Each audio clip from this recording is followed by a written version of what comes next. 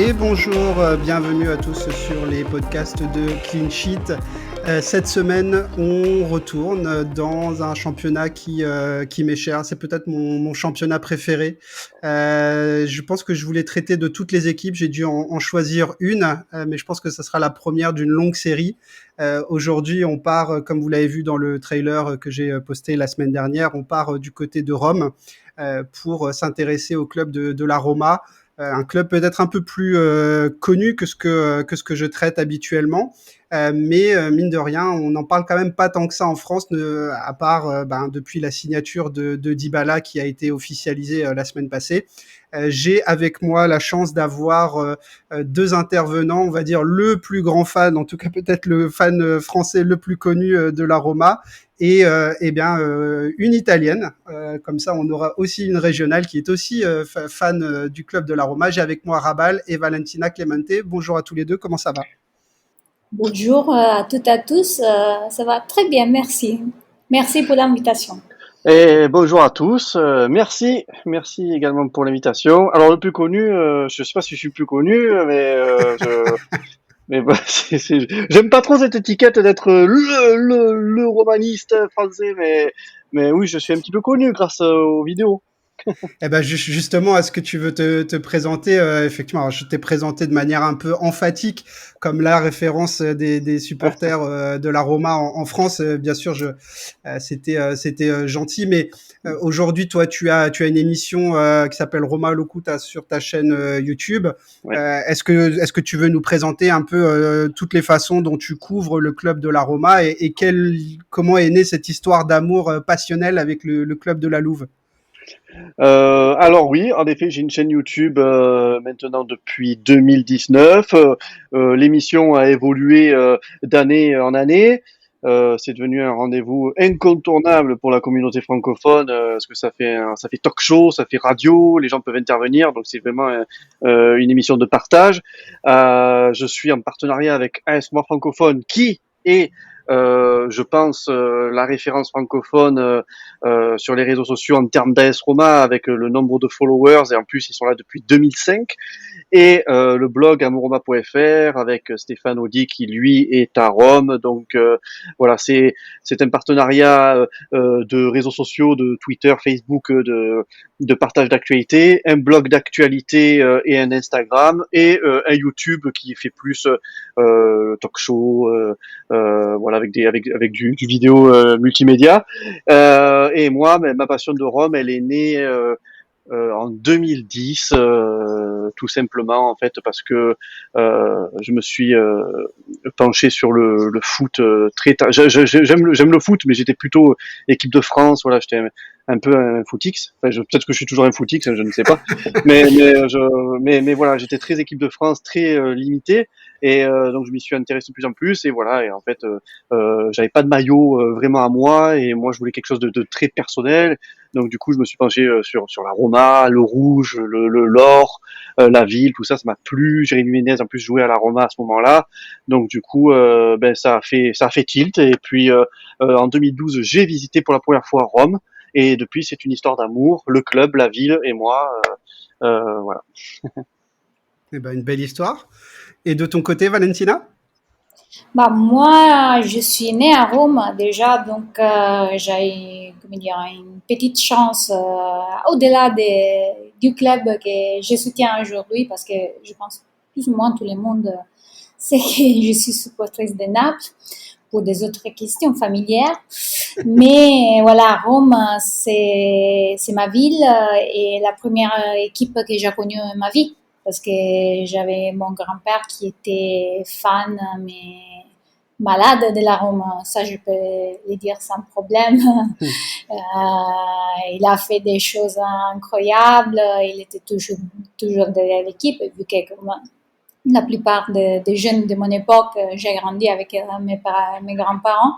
Voilà, j'ai passé des journées entières avec lui. Et bon, à 4 ans, j'avais mon maillot de la S Rome, mon ballon rond et dans les jardins, j'ai joué avec ça. En plus, c'était des maillots de laine Voilà, au mois d'août, vous pouvez imaginer que c'était bien compliqué de les porter, mais j'arrivais pas à me détacher de ça. Donc, pour moi, c'était une fierté. Après, en grandissant, j'ai compris qu'il y avait plusieurs clubs, voilà, et à l'âge de 6 ans, j'ai fait mon choix. Mais la Rome, elle restait toujours dans mon cœur, autant qu'une des premières travaux que j'ai fait, c'était justement travailler à l'AS Roma l'année du Scudetto. Voilà, j'ai eu cette chance-là en 2001. J'étais encore au lycée et donc c'était un peu aussi le travail de l'année pour payer les vacances d'été. Mais c'était surtout parce que j'étais passionnée de foot déjà et depuis un certain temps. Donc j'ai pu profiter de l'ambiance de cette saison qui reste magnifique parce que je veux dire tu pouvais ressentir la montée. Je vais pas tout dire parce que je pense qu'on ira en parler plus tard, mais c'est clair que la Rome, il a fait toujours partie de ma vie, elle fait encore partie de ma vie et donc je me sens chanceuse d'être née dans une ville qui a fait l'histoire et qui peut-être la fera bientôt à nouveau. Bah, j'espère pour vous en tout cas, mais c'est vrai que le titre de 2001, moi je suis pas supporter romain spécifiquement, mais je me souviens très bien, j'étais au collège, et je me souviens très bien de l'équipe et de suivre cette saison avec pas mal d'émotions. Pour juste compléter et te présenter ton profil aussi, Valentina, puisque toi tu es journaliste multisport, multilingue aussi, puisque tu interviens à la télévision italienne, tu as travaillé aussi tu interviens aussi pour Des la médias télé. français. Voilà, je te laisse nous expliquer tout ça. Oui, oui, oui. Bah, j'étais correspondant en France pour 7 ans pour des médias italiennes. Et en même temps, j'ai travaillé pour RFI. Des fois, j'étais sur Canal, des fois sur Radio France, à l'époque du Classico. Voilà, j'ai vécu pas mal d'histoires en France et d'un l'autre côté, depuis que je suis rentrée en Italie, j'ai fait des correspondances aujourd'hui pour la BBC et encore pour la France si on m'appelle pour des cas particuliers. Oui, la France que tu as couvert, c'est ce que tu me disais un peu en off tout à l'heure, que tu as couvert pour deux médias. À l'époque, tu couvrais la Ligue 1. Hein. Oui, oui, oui, exactement. Je couvrais la Ligue 1 principalement pour le Corriere dello Sport et Mediaset Premium, qui à l'époque, il était détenteur de droits. Donc, voilà, j'ai la chance de faire plusieurs interviews, surtout des personnages qui étaient passés par la Serie A. On avait débuté avec Rudy Garcia quand il était arrivé à l'OM avec son match nul à Paris à l'époque, son premier match. Donc, c'était une belle mémoire. Mais voilà, j'ai eu la chance d'aller cette époque-là, c'est un extra, mais parce que c'est pas de la Ligue 1, mais de découvrir les matchs de la paix à Paris avec Maradona et Pelé, et j'ai eu la chance de pouvoir interviewer Maradona, donc c'était Incroyable. les jours de mon rêve. Voilà, tout était terminé après, on peut dire. Ah bah en tant que supportrice Mais de Naples, ouais, c'est sûr. Après que t'as fait ça, tu peux arrêter. Hein. oui, oui, exactement. Et après, une des journées plus importantes, c'est quand Cavani il avait marqué son but record avec le PSG. Et c'était une interview que j'ai à cœur parce que, bon, il savait mieux à mes questions. Et ça, je pense, pour un journaliste, c'est les moments plus importants dans le sens qu'il faut toujours entrer, à mon avis, comment dire, dans la même longueur d'onde avec la personne qui est devant et quand la personne il trouve pas les mots pour te répondre, ça veut dire qu'il t'a trouvé la faille, voilà, en quelque sorte. Tout à fait, tout à fait. Bah, je vous propose qu'on, sans plus attendre, on rentre dans le vif du sujet. Alors, je vais pas faire c'est pas mon habitude, hein, je vais pas dresser le portrait de l'histoire complète parce que le club est fondé en 1927. On va pas refaire toute l'histoire de 1927 à 2022. On va juste rappeler voilà, le club est fondé en 1927. Il a été 3 fois champion d'Italie. Il a gagné 9 coupes d'Italie, 2 supercoupes, une coupe des villes de foire, hein, l'ancêtre très ancien des coupes d'Europe. et une Conference League la saison dernière. C'est un palmarès qui est somme toute respectable, hein, mais on rappelait que le dernier Scudetto c'est 2001, hein, donc il y a peut-être des auditeurs qui vont écouter ce podcast qui n'étaient pas nés à l'époque. Finalement, la Roma, c'est un club, on a l'impression qu'il est souvent placé, pas souvent gagnant. Pourtant, il y a toujours eu des grands joueurs, des grands coachs, Capello, Zeman, etc. Il y a toujours eu de très grands entraîneurs. C'est le club, Valentina, je ne sais pas si tu me contrediras ou pas, mais j'ai toujours compris que c'était le club le plus populaire et de loin de Rome devant la Lazio. Comment est-ce qu'on peut expliquer au final qu'il n'y ait eu que 3 titres en Serie A? Bah oui, sans doute. Je peux vous donner une image. Quand j'ai travaillé au stade, mais aussi après, voilà, quand il joue la Roma, il y a un trafic de malades. Tu n'arrives pas à bouger. Pour rentrer chez toi, après, il faut 2 heures. Quand c'est la Lazio, c'est beaucoup moins facile de bouger par Rome. C'est vrai, elle a raison. Surtout quand c'était les Scudetto, parce qu'il faut se souvenir que les Scudetto de Milan, voilà, la Roma, il a gagné les Levant à la Lazio. Donc, c'était encore une chose de plus, un palmarès à part, on peut dire. Je pense que Rabal, il peut suivre ce que j'ai dit. Un Scudetto à Rome équivaut 10 Scudetto dans notre club. C'est la référence. Exactement. Ça se traduit comme ça, ouais. Oui, ça se traduit comme ça. Et donc, voilà, quand il avait gagné en 2000 la Lazio, bon, oui, il y a eu des fêtes, tu sais, des klaxons, voilà, j'avais 17 ans à l'époque, c'était plus trop tranquille, voilà. L'année d'après, la fête a duré une semaine, tous les zèbres de la ville étaient joués en rouge, donc voilà.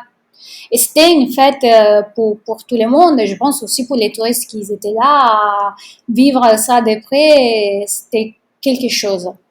Donc, déjà ça, c'est un point en faveur de la Roma. Pareil, on respecte la Lazio, voilà, on n'a rien contre, il faut être clair, mais c'est une histoire différente. Aussi, si la Lazio dit qu'ils sont les premiers clubs de Rome parce qu'ils sont nés avant, donc au début de 1900. La Roma, il a dû attendre encore quelques années, comme tu as bien dit.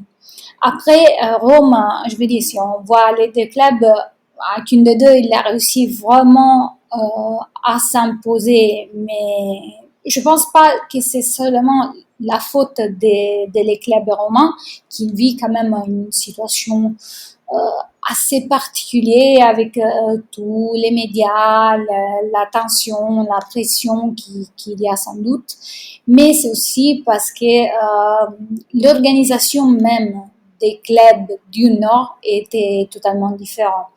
Dans le sens que, surtout si on voit la Juventus, je parle de la Juventus comme une référence, déjà à l'époque 1900, voilà, dans les premières années, on peut dire, il avait une organisation complètement différente aussi pour la recherche des joueurs, parce qu'il pouvait compter sur comment dire, sur les diramations du groupe qu'il y avait derrière, chose que les clubs de la Roma et de la Lazio, ils n'ont pas eux. Donc,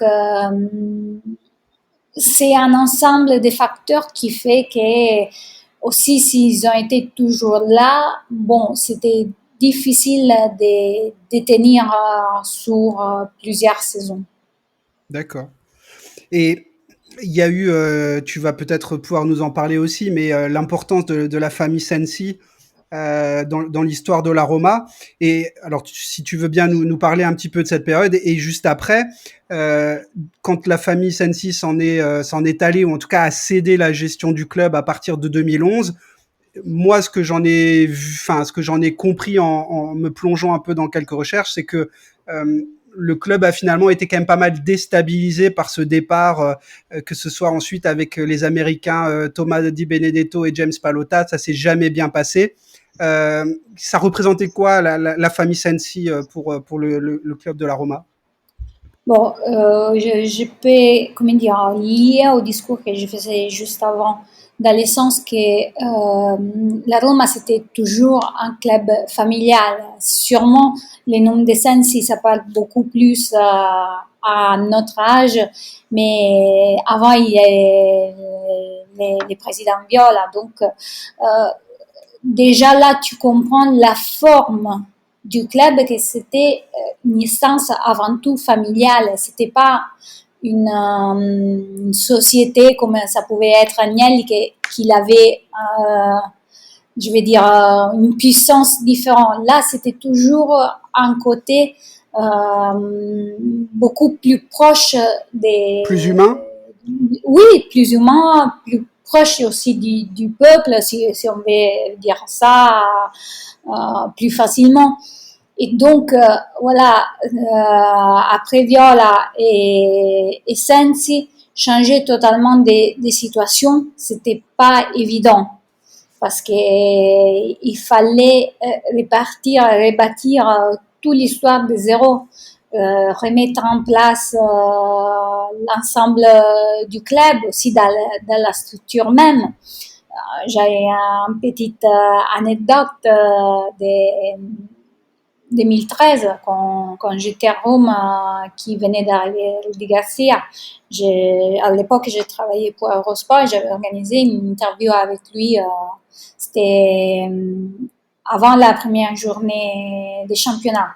Donc déjà, il y avait des problèmes, vous vous souvenez, avec les supporters et tout.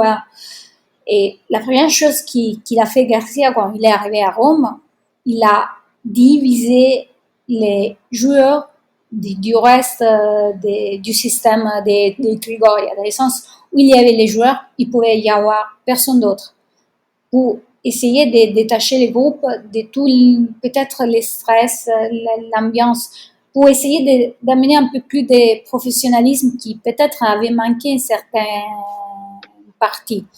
Donc, je pense que cette petite anecdote, c'est... Moi, je suis restée assez scotchée quand je suis arrivée à l'intérieur parce que vraiment, il essayait de mettre une marque de différence par rapport à avant. Après, c'est clair que passer du foot passion un foot moderne où il y a beaucoup plus de situations à gérer, sponsors, du haut niveau. Le foot a totalement changé. Et donc, c'est ça qui a mis en difficulté les clubs comme la Roma, mais on peut dire même pour le Napoli, pour arriver à un certain niveau et se stabiliser. Alors, on aurait pu parler du Napoli, on en parlera peut-être une prochaine fois parce que c'est aussi un club qui est très intéressant, mais qui reste aussi un peu ancré, peut-être dans un mode de fonctionnement qui devient un peu archaïque. Et puis le président, c'est De Laurentiis, c'est une figure un peu particulière aussi.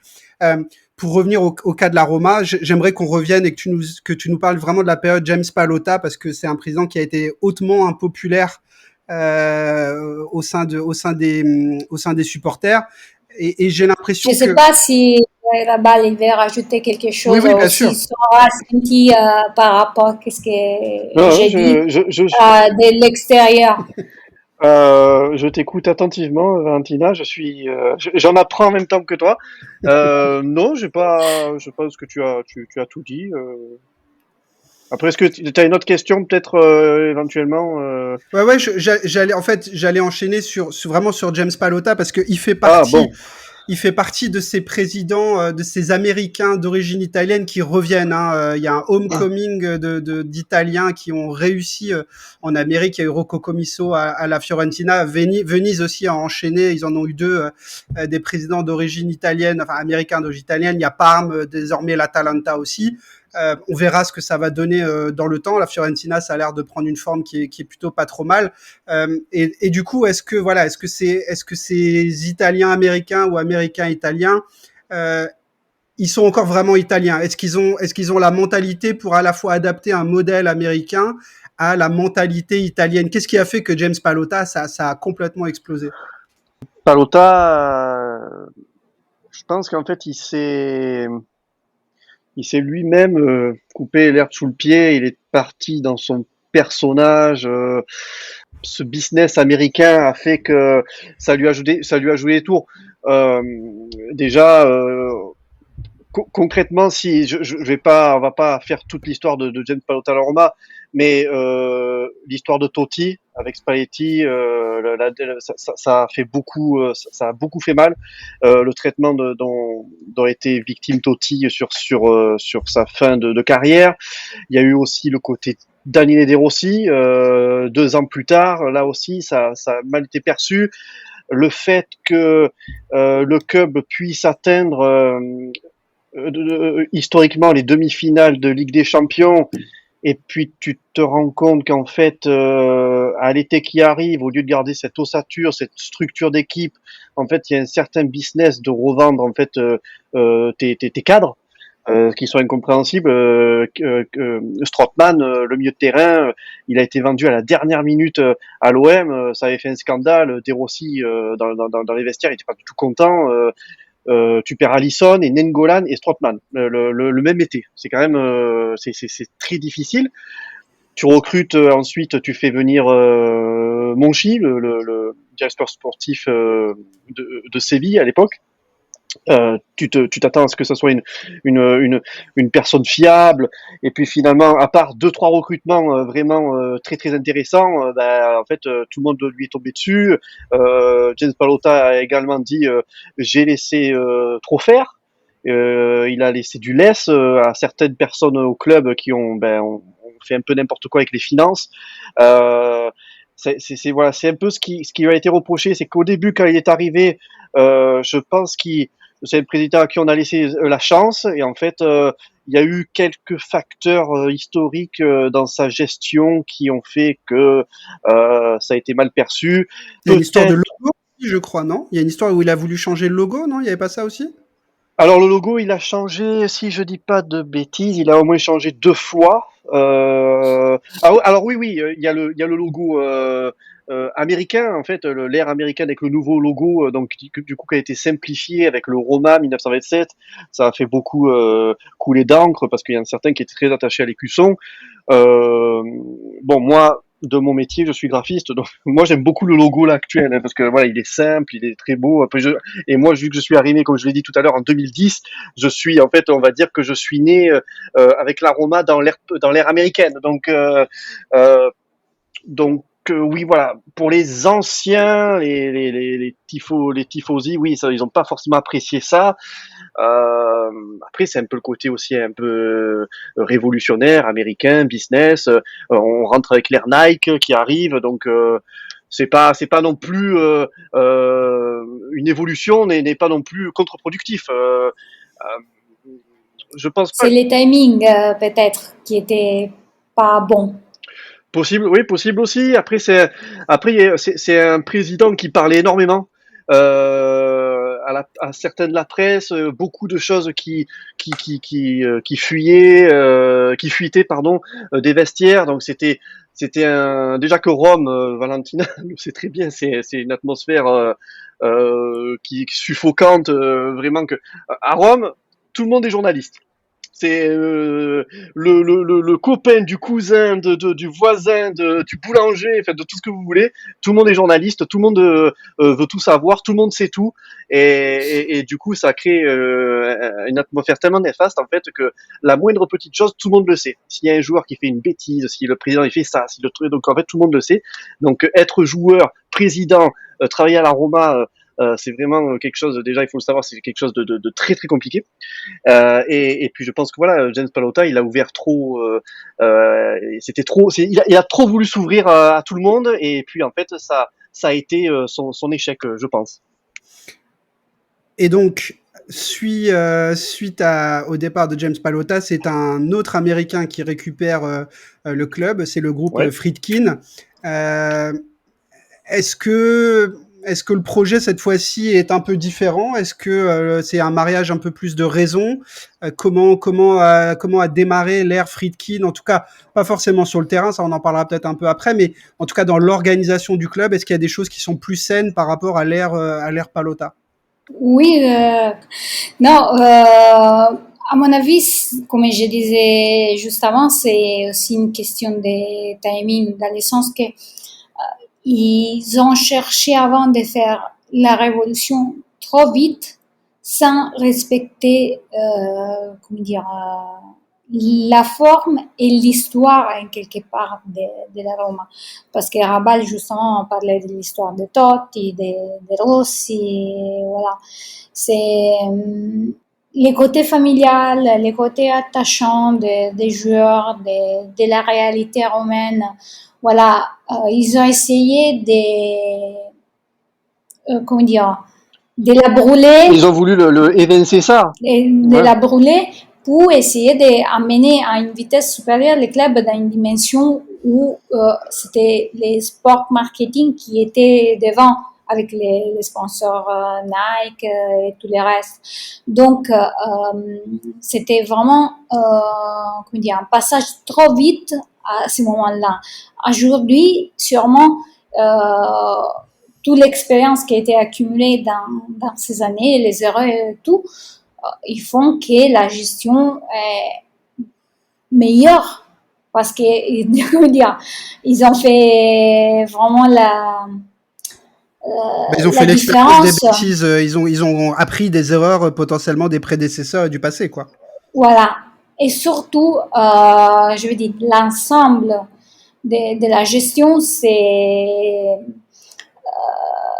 plus constante, si on veut dire, dans le sens que il y a toujours beaucoup de rumeurs autour de la Roma, mais tout ce qu'ils ont fait dernièrement, ils l'ont fait quand même plus ou moins loin des lumières. Je veux dire des lumières des premiers plans, dans le sens où les gens derrière ils continuent à parler, mais ils ont emmené, ils sont en train de construire les projets. On parlait déjà l'année dernière avec Roberto Infascelli, que Rabal connaît très bien. Ah, je l'adore, Voilà, Roberto. Un journaliste. Et en plus, il parle français, donc c'est voilà, exceptionnel. exactement. Et la différence vraiment dans la communication, dans la gestion, parce que savoir gérer l'ambiance et la communication, c'est fondamental pour réussir à construire. Et tout ce que c'était, aussi quand Mourinho est arrivé, il n'a jamais promis rien. Il a dit juste on va travailler. Parce que ça suffit un mot déplacé que la bombe, ça peut éclater d'un moment à l'autre. Ouais. Sous tension, enfin un club sous tension et qui a besoin de s'apaiser. Alors je sais pas si ça sera le cas avec José Mourinho, mais on parlera de son cas un petit peu plus tard. Mais on sent dans ce que vous expliquez qu'il fallait un caractère comme le sien pour absorber et transformer ce club. Mais encore une fois, on parlera de lui un tout petit peu plus tard. Moi, je voulais qu'on continue un peu dans les coulisses. Euh, Tu as parlé de Monchi tout à l'heure. Effectivement, l'expérience Monchi a duré 2 ans et ça s'est pas super bien passé, alors que c'était à l'époque le directeur sportif que l'Europe entière voulait.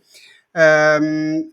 Finalement, 6 mois après avoir repris le club, il nomme au 1er janvier le Portugais Thiago Pinto, qui vient de Benfica. Alors c'est lui qui a, entre autres, alors il a un long parcours à Benfica, il mériterait un article de Clean Sheet lui aussi, parce qu'il a commencé très jeune, et il a commencé par s'occuper des autres catégories que le football, puisque Benfica est un club omnisport. Il s'est occupé de pas mal de catégories sportives masculines et féminines, dans lesquelles il a eu beaucoup de succès. Et il est passé au football. C'est lui qui a notamment géré les ventes de Joao Félix, de Ruben Dias, de Raúl Jiménez, d'Ederson, donc quelqu'un qui a acquis un certain carnet d'adresses et qui, au Benfica, a appris probablement à travailler dans un contexte très regardé. Un Benfica, c'est peut-être un peu comme Rome, j'imagine, en termes d'ambiance, et puis surtout à travailler avec un budget qui n'est pas extensible. Euh, Mhm. Est-ce que et puis également à faire monter les jeunes du centre, hein, puisque Benfica est un énorme club formateur. Comment est-ce que les tifosi de la Roma accueillent ce choix de Thiago Pinto au moment où il est nommé au 1er janvier 2021? Pour ma part, il est plutôt bien accueilli. Après, il y a aussi eu un épisode avec Petracchi, l'ancien directeur sportif du Torino, qui est arrivé à la Roma, qui est resté quelques mois, qui qui s'est fait limoger aussi, donc du coup Gianluca Petracchi, et le poste était resté vacant, et là Pinto, donc on ressort, on a peur de se retrouver avec un nouveau Monchi, un nouveau et un Petracchi qui voulait faire avancer les choses et qui malheureusement n'avait pas toutes les cartes en main sous l'ère Palota. Les nouveaux dirigeants font venir Pinto, et puis en fait il s'avère que le silence paye, parce que ce qui est important de souligner, c'est que contrairement à Palota, les Friedkin ne parlent pas. On n'entend absolument rien venant des Friedkin. C'est vraiment, ce sont les présidents, ils travaillent dans l'ombre, et je pense que c'est ce qui font une de leurs armes dans le club, c'est de rien communiquer. On laisse parler Pinto et on laisse parler Mourinho. Euh, donc, jusqu'à présent, le travail de Pinto paye. Ils font venir Mourinho, c'est un coup de maître. Ils font venir aujourd'hui Dybala. On gagne en un an, on gagne la Conference League, 14 ans sans jamais avoir pu rien gagner. Donc, l'arrivée de Pinto a été peut-être au début un peu une frayeur par rapport à tout ce qui s'était passé avant, et puis finalement, on est plus qu'heureux. Et il faut souligner le travail de Pinto qui est pas assez souligné parfois. Hein. Voilà, le travail du directeur sportif, directeur général, il est pas très. Mais voilà, là, franchement, c'est chapeau pour lui. Je vais rajouter un truc dans l'ensemble de l'analyse, si vous me permettez, c'est que aujourd'hui, on peut dire certains clubs qui sont en train de se mettre à haut niveau, voilà. C'est important d'avoir une équipe solide derrière avec des postes bien clairs. Je parle dans le sens que, comme il disait Rabal, on sait qui parle. Voilà. Et ça, c'est fondamental. Pour pas créer des tensions, des choses. C'est une équipe qui travaille ensemble, qu'il faut la confiance. Parce que souvent, je dis, les problèmes, c'est entre l'entraîneur, les directeurs sportifs, la propriété, tout le monde veut des choses différentes. Et aujourd'hui, vivre des situations pareilles, c'est plus possible. Il faut juste avoir une équipe à 360 degrés qui travaille ensemble. Et des présidents qui sont là à tous les matchs. Ça, Palota ne le faisait plus parce que il est arrivé à un moment donné où Palota avait totalement lâché l'affaire avec la Roma. Il restait en Amérique et il n'avait plus frôlé une seule fois le sol de Rome. Il laissait faire ça à ses adjoints. Donc pour lui, dans sa tête, la Roma c'était terminé. Il avait du mal à vendre tout ça. Et puis c'est très compliqué de se dire qu'en fait le président n'est pas là, il est loin. Il parle pas, ce sont ses adjoints qui en fait, ça devient n'importe quoi. Donc du coup, là, les Friedkin, ils sont en place, ils sont à Rome, ils ont un Pinto qui est dans le projet à 100%. Et c'est ce qui est bien, c'est que les quatre, ils travaillent ensemble. L'entraîneur, le directeur sportif général, et puis les deux présidents, parce qu'il y a le fils et le père des Friedkin. Donc c'est quelque chose voilà, une entreprise qui fonctionne. Alors c'est un modèle que je connais puisque moi je suis supporter d'Arsenal et c'est vrai qu'on a un peu le même modèle avec le père qui est plutôt basé aux US et le fils qui suit de très près. En tout cas, là pour le coup ils sont vraiment ils rentrent limite ils rentrent même plus aux États-Unis là, ils sont à Rome hein. Ils voyagent dès qu'il y a, c'est incroyable. Il y a plus désagréable, je pense aussi, que de vivre à Rome. Je pense que le choix est aussi intelligent.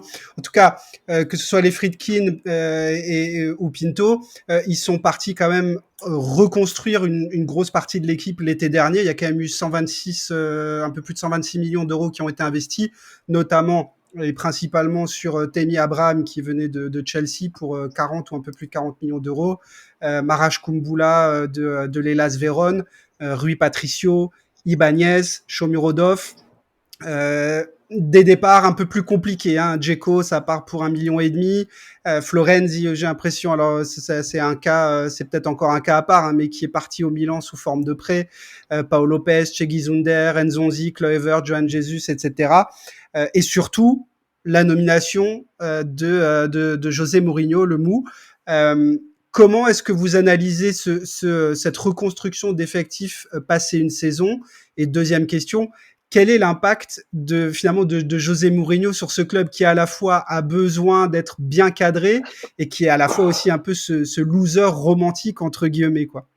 Alors, Mourinho qui arrive, donc du coup, c'est la surprise générale à Rome. Tu fais venir un entraîneur avec un palmarès qui est beaucoup plus important que le club. C'est il vient en élu, l'homme qui va tout bouleverser à Rome, qui va faire gagner des titres avec sa mentalité, sa grogne, sa hargne. Bon, il l'a prouvé. Hein. On a besoin, voilà, la Roma avait besoin de cet entraîneur titré qui vient pour gagner. Peu importe la manière. Moi, j'ai toujours respecté le travail de Rudy Garcia, de Paulo Fonseca, de Di Francesco qui est arrivé en demi-finale. Mais voilà, c'était à un moment donné, ça s'essouffle, ça bloque. Là, Mourinho, il vient avec une expérience Il et y a puis lui du aussi, support aussi derrière lui. Les autres, peut-être, ils oui, n'ont pas, eux, les mêmes soutiens. bien sûr, oui, voilà, c'est un homme qui vient avec une expérience, un certain palmarès, un respect, et puis il doit se relancer après son échec de Tottenham et puis sa façon de faire, voilà, un peu à la Mourinho qu'on connaît tous.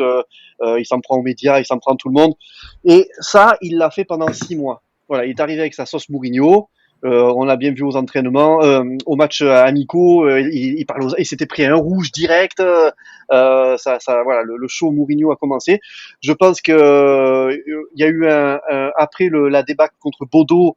Là aussi, ça avait été pris à tout son collectif. Il avait écarté beaucoup de joueurs. À partir voilà de 2022, je pense qu'il y a eu aussi également une un parti pris avec les dirigeants. Je pense que voilà, ils ont dit maintenant il faut que tu te calmes, essaye voilà de calmer le jeu, et on voit un tout nouveau Mourinho. C'est plus du tout le même Mourinho que quand il arrive à la Roma. Le Mourinho qu'on connaît, c'est un Mourinho plus calme, posé, qui limite dit maintenant il faut qu'on travaille.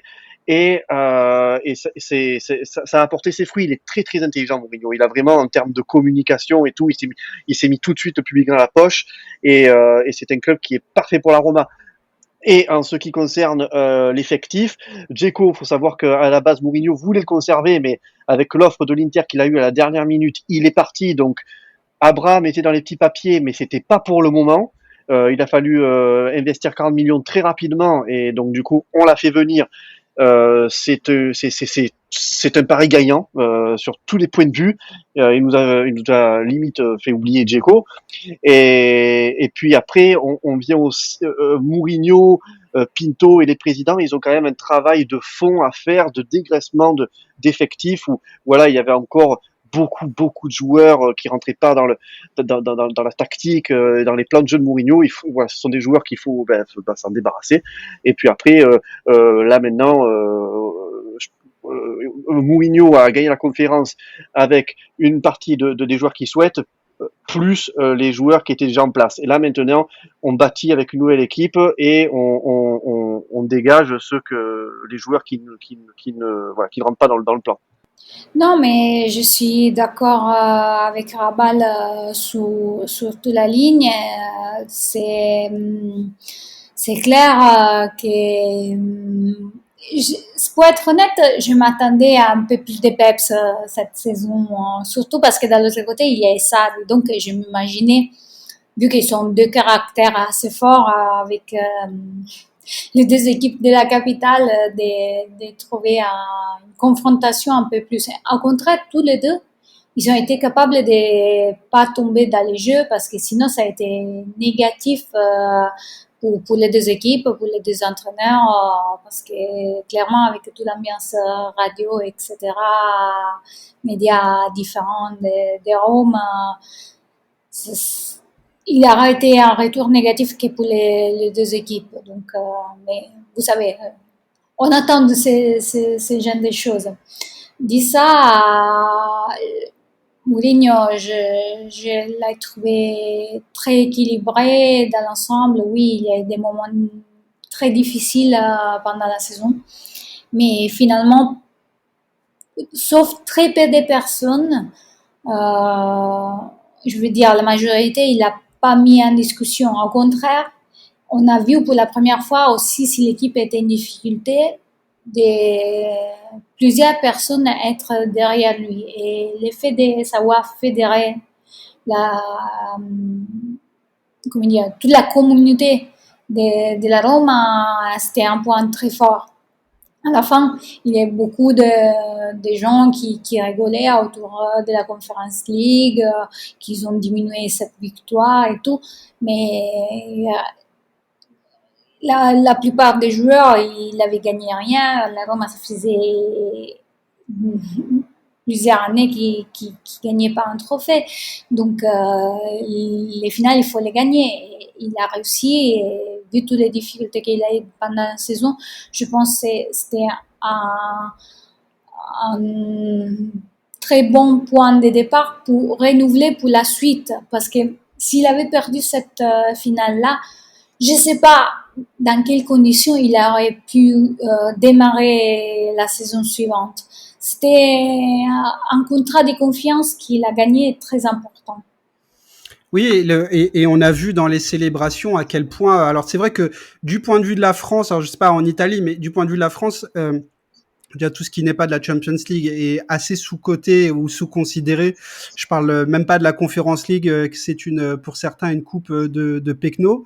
C'est pas du tout mon avis. Je suis assez content que cette coupe ait vu le jour. Ça permet aussi de voir des clubs qui sont aujourd'hui dans des pays, d'anciens grands clubs, mais qui sont aujourd'hui dans des pays qui, en raison de l'arrêt Bosman, ne peuvent plus en fait retenir leurs meilleurs joueurs et donc subissent de plein fouet ce marché des transferts et finalement ont, grâce à la Conference League aussi, une présence de nouveau en Coupe d'Europe. Donc moi, c'est un trophée que je respecte beaucoup. Il y a aussi une question que je voulais vous poser. Aujourd'hui, il y a un duo portugais qui est en place entre Pinto et Mourinho. J'ai consacré il y a quelques semaines un podcast à Estoril les plus globalement au Portugal. C'est vrai qu'aujourd'hui, j'ai l'impression, en tout cas moi c'est mon sentiment, ça fait partie des gens il y a eu les Espagnols il y a 10-15 ans, aujourd'hui c'est les Portugais qui dominent tactiquement et philosophiquement, j'allais dire même le football. Est-ce que ce duo-là a changé quelque chose de façon plus globale dans le club, que ce soit dans la culture, dans les habitudes, peut-être les infrastructures? Est-ce qu'ils ont apporté une touche un peu portugaise à la Roma? Une touche portugaise dans les termes stricts, je sais pas. Il y a un encadrement différent pour la gestion, tout ce que c'est les quotidiennes de l'équipe, parce que c'est clair que il faut, mais quand même une sorte d'éducation, si vous me passez les mots, au quotidien pour rendre au niveau de l'équipe, il faut la motiver, il faut installer une routine qui permet aussi dans les moments de difficulté de passer au-delà. Et ça, c'est avéré. Donc, on imagine, parce qu'on n'est pas malheureusement derrière dans les moments privés du club, donc on peut qu'imaginer que quand même, il y a des changements, il y a une gestion des personnes aussi dans les vestiaires pour motiver les plus jeunes, pour les amener, pour les faire grandir. Voilà. Aussi, si on regarde à tous les polémiques qu'il y a autour des Zaniolo, finalement, quand même, ça pouvait aller bien au-delà de ce qu'on a vu en connaissant la Roma. Et donc, tous ces petits détails nous montrent que quelque chose a changé. Ouais, clairement, il y a, enfin, j'ai l'impression d'un cap qui est franchi et c'est bien, en fait, tu me fais une jolie passe décisive, mais c'est vrai que les cas de Nicolo Zaniolo et Lorenzo Pellegrini, on a la sensation qu'ils ont confirmé un potentiel, et qu'ils ont eux aussi franchi un énorme cap en même temps que leur club. Est-ce que vous pouvez parler un peu de ces deux exemples qui sont peut-être les deux exemples les plus proéminents concernant le club? On peut dire que les problèmes plus grands d'un certain point de vue, c'est que quand il faut avoir toujours un prédestiné à Rome. Voilà, c'était Giannini, c'était Totti, c'était De Rossi. Donc, il faut toujours un prince, si on veut les Ouais, définir comme ça. la romanité, quoi. Oui, la romanité. Et donc, avoir ses poids sur les épaules. Et quand tu as 20 ans, c'est pas évident de les gérer. Surtout quand tu as 20 ans aujourd'hui. Parce que oui, avant, ils sortaient quand même, ils allaient à la discothèque. Mais aujourd'hui, ils sont beaucoup plus exposés. Donc, c'est facile de se perdre parce que tu deviens, t'es sous la lumière des projecteurs tous les jours, tout le monde s'attend énormément de toi. Bon, on a vu qu'il y a eu des dérapages ces dernières années, mais finalement, les deux, ils sont là. On espère de les voir continuer avec les maillots de la Roma. Mais quand même, ils ont aussi dans la difficulté, ils ont progressé. Donc, c'est un point très important pour moi. Ah ben, Pellegrini, il y a eu une évolution. Sincèrement, je pensais que après De Rossi, dans la logique, c'était Alessandro Florenzi qui allait récupérer le flambeau. Il n'a pas eu l'étoffe qu'on lui prédestinait. Il a préféré partir. La Roma lui proposait certaines choses. Avec Paulo Fonseca, le mister de l'époque avait une certaine idée de lui. Il n'a pas forcément apprécié. Il a préféré partir. Du coup, Pellegrini, c'est vrai que sous Fonseca, il était plutôt timide. Il était plutôt physiquement très limité.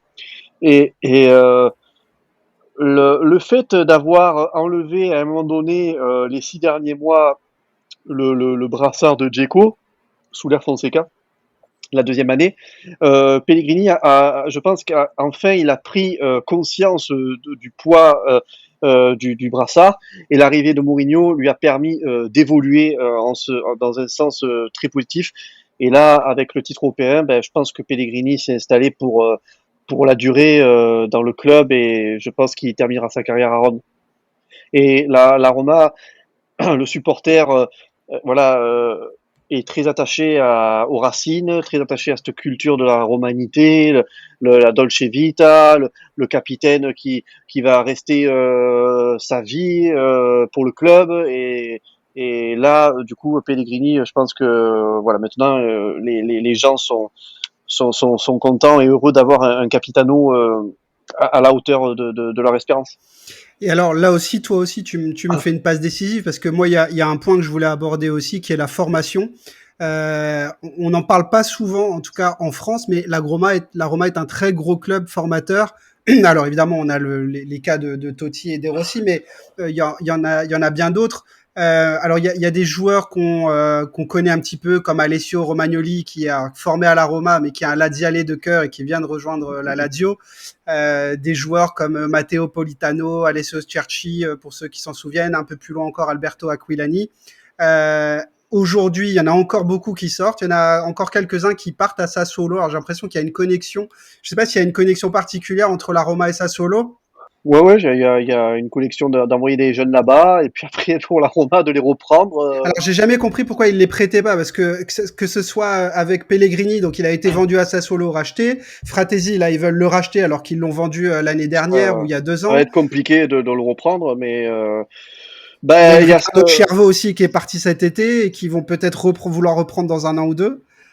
là c'était pareil, c'était le système de l'époque d'avant, des Américains qui ne voulaient pas conserver les jeunes. Ça, c'est un peu un business aussi de faire de la vente. T'as de bonnes recrues en centre de formation. C'était la politique du club. Moi, il y a un jeune qui était sous l'ère de Rudy Garcia qui s'appelle Daniele Verde. Et ben, pour moi, je trouve qu'il aurait pu progresser à Faire Rome, quelque chose. voilà, faire quelque chose. Pour certains, non. Et puis bon là, il a jamais réellement évolué. Daniel Verde, il est toujours dans un club milieu de tableau de Rome ou sans dénigrer les clubs hein, qui sont en bas du classement. Mais pour moi, voilà, des fois il y a des pépites comme ça que ben la Roma ne donne pas, à qui la Roma ne donne pas la chance. Mais peut-être que maintenant, avec la nouvelle propriété, ça va changer. Là, je vois que ils ont renouvelé le jeune Félix, alors qu'ils auraient pu très bien le vendre. Puis finalement, non, ils le renouvellent. Darboé, pour l'instant, il tarde éventuellement à le prêter. Le jeune Calafiori, Ricardo Calafiori, l'arrière gauche. Alors lui, alors c'est un peu compliqué parce qu'il est blessé, il a du mal à vraiment à avoir un certain volume de jeu. Donc là, ils l'ont prêté, mais là actuellement il est revenu, mais ça va être compliqué pour lui parce qu'il y a eu l'éclosion du jeune Zaleski. Pareil, ça c'est quand même incroyable de la part de Mourinho d'avoir mis un attaquant. Finalement, il a mis latéral, il a explosé cette saison. Spinazzola qui va bien revenir. Donc Mourinho et les Friedkin, je pense qu'il y a une certaine cohésion de vouloir utiliser centre de formation à partir de maintenant, et c'est une bonne chose. Non, pour conclure la question,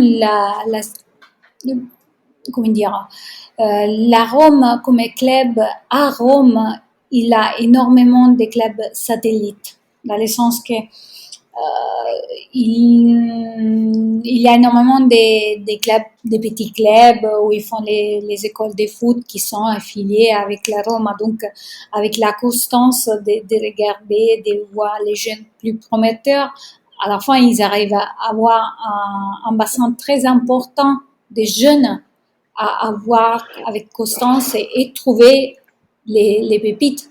Parce qu'à Rome, voilà, il y a un club dans chaque coin des rues. Donc, moi, je l'ai vécu aussi personnellement avec mon frère à l'époque. Aujourd'hui, il est entraîneur, mais des jeunes. Mais à l'époque, quand j'ai commencé à écrire, j'avais 16 ans et lui a commencé à débuter avec les Pulcini. Et il était repéré par la Roma aussi. Et quand pratiquement ils l'ont repéré dans son équipe de l'époque, ils ont demandé, par exemple, d'aller à la Lodigiani, que c'est un club à l'époque, on parle de plus de 20 ans. C'était une des clubs les plus importants à Rome. Donc, on peut dire, les premiers pas, c'est de passer de ton club où tu joues normalement, qui ça peut être partout dans la ville, à un club satellite plus important avant, puis d'arriver à la Roma. Et c'est ça qui fait, à mon avis, la force du secteur des jeunes. Donc c'est quand même quelque chose de culturel au sein du club et qui date pas d'hier. Non, non, non, sans doute, c'est quelque chose qui était en place depuis toujours. Après, les problèmes qu'il y avait à l'époque, et que c'est, à mon avis, une différence très importante. Aujourd'hui, peut-être les choses ils sont en train de changer, mais je connais pas exactement. Mais par rapport à la France, je pense qu'en France, ils ont commencé beaucoup plus tôt à s'occuper aussi de la formation en dehors du terrain. Dans le sens que beaucoup en Italie, bon, tu allais à jouer, après c'était toi que tu devais te débrouiller avec les études et tout ça. Et il y a beaucoup de parents, d'ailleurs aussi mes parents, qui avec l'inquiétude qu'en demain, bon, il n'arrivait pas à réussir sa carrière de footballeur pour différentes raisons. D'ailleurs, malheureusement, il a dû quitter à 15 ans pour une blessure importante. Voilà, après, tu n'avais pas la suite, tu n'étais pas suivi. Et donc, ça, c'était un problème important à affronter pour la formation italienne. Le dernier sujet dont je voulais parler avec vous, c'est le sujet du nouveau stade qui est un serpent de mer du côté de la Roma. Alors il y a un projet qui avait été présenté en 2014, qui a été abandonné parce que trop complexe au niveau de la localisation. Ensuite, il y a eu la crise du Covid. Mais j'ai lu ces derniers jours que le projet de Pietralata était plutôt sur de bons rails. Donc, c'est un stade qui est de 50 à 60 000 places. Il n'y a pas encore de date de livraison. Est-ce que vous avez l'un ou l'autre, ou l'un et l'autre, des informations sur ce sujet, et quelle va être l'importance de ce stade, et est-ce que vous serez toujours avec la Lazio, ou est-ce que c'est un stade pour la Roma? L'idée, clairement, c'est de faire un stade des propriétés, et ça, c'était le but depuis toujours. Moi, c'est que de façon romantique, quitter le stade olympique, c'est dur. C'est très dur. Parce que c'est la maison, c'est là qu'on a vécu, voilà, les victoires et tout. Donc, mais aujourd'hui, dans la dimension de croissance du club, c'est nécessaire un stade de propriété. À partir de là, je ne sais pas si l'endroit de Pietralata, ça me convainc énormément. Je parle sans connaître vraiment les détails, mais je parle juste de la zone. Pour bouger, pour y arriver, c'est pas l'endroit peut-être plus pratique du monde. Peut-être que c'était pas non plus pratique le stade olympique pour beaucoup de monde. Mais c'est pas une zone centrale. Donc, avant, la partie qui pouvait être vers Tordival et tout ça, ça avait un peu plus de sens parce qu'il était peut-être un peu plus proche des Trigoria, des endroits où les joueurs ils habitent habituellement. Mais là, Pietralata, personnellement, j'ai du mal. J'ai lu des choses, j'ai vu des choses passer. Après, si c'est l'unique endroit, c'est bien que ça se fasse parce que c'est un point très important pour la croissance du club. Apparemment, en termes de transport, cette zone sera accessible avec le métro et les bus. J'ai une autre personne qui m'a dit que c'était pas franchement un quartier génial. Après, c'est pas un quartier où je suis allé, donc ça sera une découverte pour moi si ça se fait là-bas. Le but est d'avoir le club d'ici 3-4 ans. Et puis oui, c'est un souhait de l'ancienne direction, c'est un souhait depuis toujours, c'est d'avoir un club pour la Roma, comme tous les autres grands clubs de Serie A. Et ça permettra d'avoir ses propres infrastructures, ça permettra de créer des emplois, ça permettra de faire évoluer le club. C'est dans la dynamique là. Je pense que là la Conference League, si Mourinho l'année prochaine, on retrouve la Ligue des Champions et pourquoi pas, moi je signe pour une Coppa Italia ou bien un doublé avec l'Europa League. Et puis la troisième saison, là ça serait le Scudetto et puis après on enchaînerait sur le stade quoi. Et puis c'est l'évolution de cette Roma. Je pense que c'est un club qui a besoin d'évoluer maintenant. C'est vrai qu'on est, je le disais tout à l'heure, le supporter il est ancré, l'Olympico, Totti, son joueur phare qui est né, qui est né romain, qui restera à Rome toute sa vie, la Dolce Vita, tout ça. Mais je pense qu'à un moment donné, faut évoluer et le projet du stade permettra voilà, de rentrer dans un business et une certaine dimension dont la Roma a besoin. Peut-être ça utile aussi pour la qualification du quartier parce que, bon, Pietralata, c'est une des borgate romane historiques, donc sans doute il y a plein de supporters. Mm-hmm. Après, l'effet qu'il soit pas central et qu'il soit à la fin de la ligne B, presque, Mm-hmm. voilà, ça met en difficulté beaucoup de monde pour y arriver. C'est ça. Alors sachant que là, l'Olympico à l'heure actuelle est très très bien situé en termes de transport, même pour des touristes comme moi, quand on va à Rome, on sait très bien comment on fait pour y aller, et c'est vraiment un accès très simple. Donc j'espère que si ça se fait dans ce quartier-là, la Roma mettra en place un système de gestion de transport qui sera à voilà à l'auteur. la hauteur et voilà favorable. Après en termes de sécurité, quand il y a des matchs chauds, je sais que là, à l'Olympico, maintenant, les choses sont assez bien encadrées. Hein. Les deux derbies dont j'ai pu assister, il n'y avait pas de, il y avait pas de problème. Donc, je ne sais pas si ce quartier, Valentina, vraiment posera problème en termes de sécurité. Ça, je sais pas, dans le sens, après l'encadrement à l'intérieur du stade, pour avoir vécu des choses à l'intérieur du stade, dont à Rome, à Oui, Liverpool, voilà. Après, c'est avec des situations assez chaudes voilà. Oui, oui, à c'est vrai que. l'époque. Un moment que tu gères, c'est pas autant l'extérieur, mais c'est l'intérieur parce que, voilà, il faut faire attention parce que les pires choses, il peut se passer aussi à l'intérieur du stade. À la fin, c'est une question aussi avec la mairie Bien de tout sûr, bien sûr. gérer, de tout permettre. C'est pas que les clubs Ouais, dans ouais, ce cas-là. je comprends. Et puis bon, de toute façon, toutes ces questions de stade sont toujours très compliquées. Moi, j'avais écrit aussi sur la Fiorentina, qui aussi a eu beaucoup de problèmes pour la construction de son centre d'entraînement, et encore pire pour le stade. Donc effectivement, c'est un problème qui est relativement commun. Alors j'avais dit que ce serait ma dernière question, mais l'actualité oblige. J'en ai une dernière. L'arrivée de Dybala, confirmée cette semaine.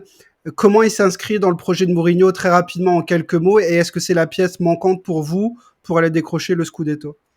Personnellement, je pense que c'est un arrivée très important, mais c'est aussi, je veux dire, je suis curieuse de voir comment ça va s'installer, surtout parce qu'il arrive après une période aussi un peu de doute.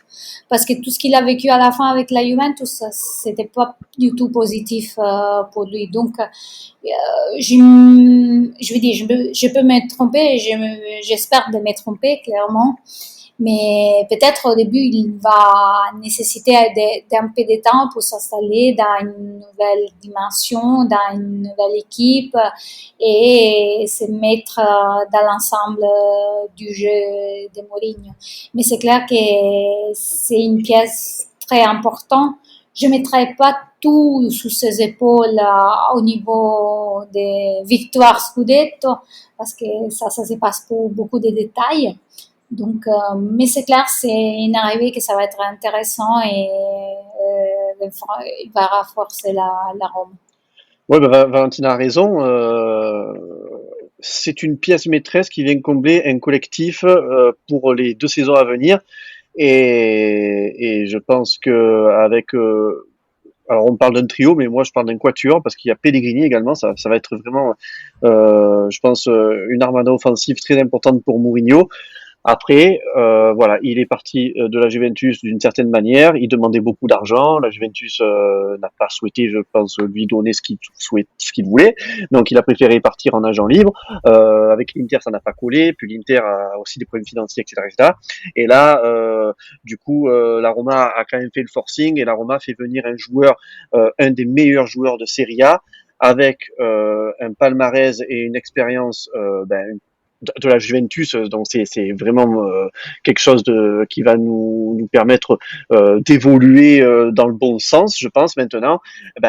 C'est son physique, en espérant que il se blesse pas dès le début du championnat. Et puis que le supporter de la Roma qui est très rapidement, il a besoin de tout de suite. Donc j'espère voilà, si Dybala a du mal à s'imposer, voilà, qu'ils vont pas lui tomber dessus tout de suite en disant bon, le gars il arrive 4,5 machin, mais voilà, je pense qu'il va falloir lui c'est du temps, de l'adaptation, mais mais cette saison, j'ai l'impression que voilà, la mentalité des gens, des supporters ont changé parce que voilà, on a laissé Mourinho travailler, même si des fois les résultats n'étaient pas là. Le supporter était toujours derrière Mourinho. Donc je pense que voilà, la mentalité, ça c'est quelque chose que les Fredkin, que Mourinho et Pinto, ils ont bien travaillé. Ça, ils ont été très intelligents sur ce coup-là. C'est que quoi qu'il arrive, même si tu fais un 6-0 quelque part, eh ben les gens ils sont toujours derrière Mourinho et ça c'est beau. C'est une nouvelle mentalité qu'ils ont arrivé à instaurer. Eh ben, je propose qu'on s'arrête sur cette note très positive. Je vous remercie tous les deux de m'avoir consacré un peu de temps et d'avoir parlé avec passion d'un club que vous aimez tous les deux. À tous les auditeurs, je vous dis à très bientôt pour un prochain podcast. Salut à tous.